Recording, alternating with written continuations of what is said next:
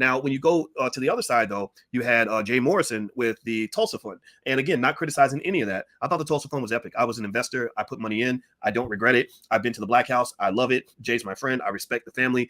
I know that people aren't perfect, and everybody has a right to ask any question they want. But I've talked about it earlier, and I said that there should be tiers, though, in terms of your right to ask a question. Now, if you're a person who didn't support anything, your voice, to me, should not be heard as much as the person who really put a lot of money on the line. So if you got an investor that dropped $5,000, $1,000, $10,000 into the fund, and they're asking questions, I did say to Jay directly, and he heard this completely. I said, make sure you're having those shareholder meetings. Let people know what's happening.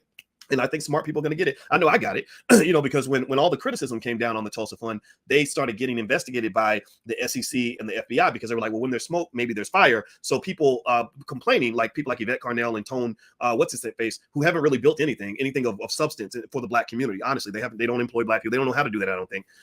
When they were saying these things, they started investigating, and they did a really thorough investigation. Like, that investigation was really a pain in the butt. Like, it cost $100,000 to defend yourself against that kind of thing. And they went through thousands of documents and they cleared them. They said, okay, no wrongdoing, nothing to see here. And I feel like that should have been enough, right? But for some people, it'll never be enough. It doesn't. Jesus and God themselves could both come down from heaven and say, this was perfectly fine. This is just as legitimate as every other business that's in the Black community.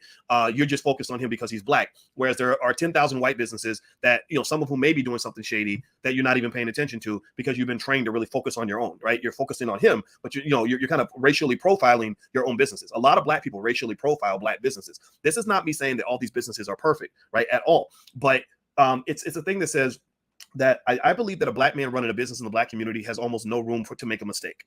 I follow white mutual funds all the time, white investment advisors a lot, white companies a lot. They mess up all the time. They do stuff that you look at it, you're like, ooh, that might be illegal, right? And I rarely see that get the same amount of energy, traction, anger, hostility as it does when a Black person has done something like that.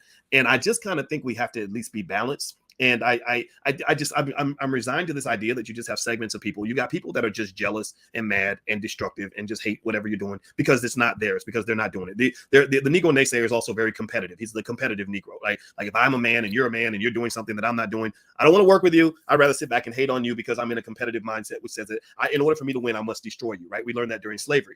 But then you've got people that ask legitimate questions, right? People who say, look, I'll put some money into what you're doing. I'll support your business, but I really need you to tell me what's going on with my money. I really want to know what's happening, and I can be patient with you, but I kind of need to know that everything's good.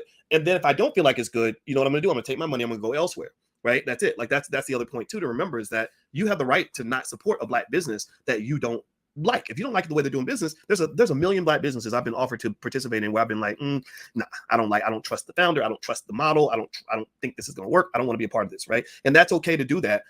But I don't think we have to be super destructive in the process. Like, that anger, that extra hostility, that lynch mob mentality.